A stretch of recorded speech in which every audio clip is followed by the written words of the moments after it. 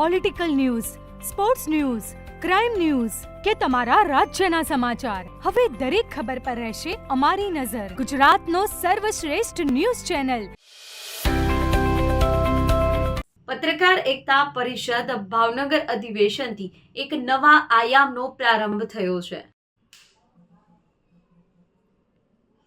ભાવનગર ખાતે યોજાયેલ પત્રકાર એકતા પરિષદના ત્રીજા રાજ્ય સ્તરીય અધિવેશનની સંગઠનના ઇતિહાસમાં એક નવા આયામનો પ્રારંભ થયો છે. ભાવનગર શિવશક્તિ હોટલ ખાતે તારીખ 28ના રોજ યોજાયેલા અધિવેશન ભાવનગર સ્ટેટ યુવરાજ વિજયરાજસિંહજી ગોહિલના અધ્યક્ષસ્થાને યોજાયું હતું. જિલ્લા કલેક્ટર મનીષકુમાર બંસલની વિશેષ હાજરી અને રાજ્યભરના પત્રકારો, આમંત્રિત મહેમાનો તથા હોદ્દેદારોની વિશાળ ઉપસ્થિતિએ કાર્યક્રમને ભવ્ય બનાવ્યો હતો.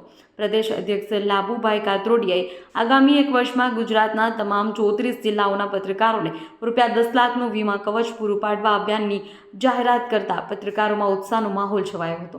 હવે અધિવેશનમાં પત્રકારોના સન્માન સાથે સમાજશ્રેષ્ઠીઓ, દાતાઓ, અધિકારીઓના સન્માનની નવી પરંપરા શરૂ થવાની પણ જાહેરાત કરાઈ છે.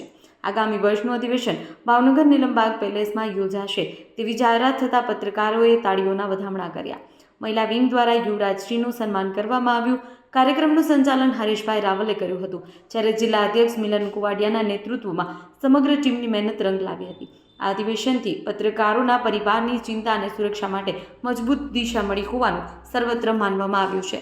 અહેવાલ કમલેશ પટેલ, પાટણ.